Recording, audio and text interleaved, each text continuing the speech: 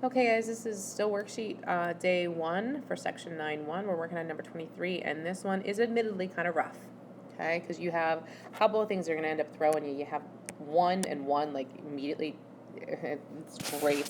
And then you have a 4 here, a 2 here, but then a 16 up here. And so you kind of have to think about what you're doing. Now, a couple of things that I see is, yes, you have a 4, a 2, and a 16, but remember, all of those are actual multiples of 2. Okay, so that might come into play.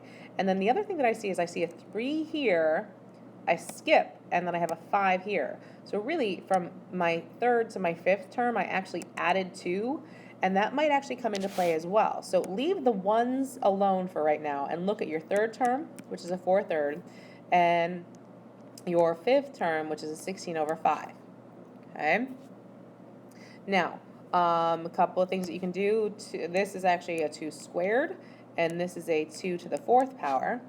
And I look here and I see, all right, I go from a 2 to a 4 there, so I actually went up to there, so I might be going up to there. So if I can rewrite this middle, the 4th term, as a 2 cubed, all right, that'll be an 8 on the top. And what I really want is basically a 4 down here, right? Okay, so I need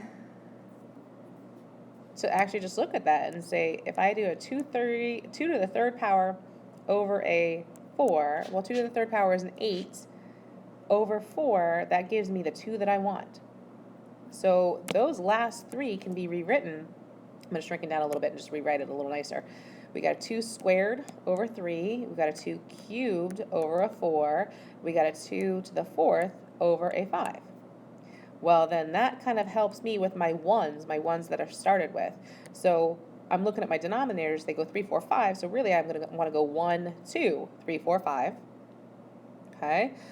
And then what you can do is take a look at what we got here. This could be 2 to the 1st power, right?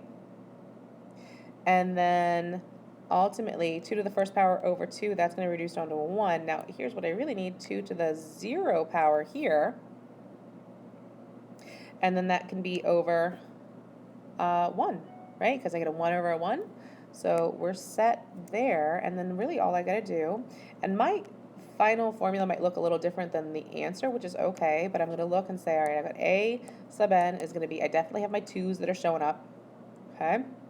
And then if you notice, now you can do the whole arithmetic sequence thing here, right? We got a 1 plus an n minus 1 times our common difference of 1. But remember when that happened, what, 2 examples ago, where it ended up being a 1 plus an n minus a 1, so those are going to go away. So that's actually going to be over an n. And then here's the deal, your exponent is what's changing. And remember, we had this one example in class in our notes. If we left this as just an n, our first term is 2 to the 1st power, but I really need a 2 to the 0 power, so all I have to do is subtract a 1. Okay?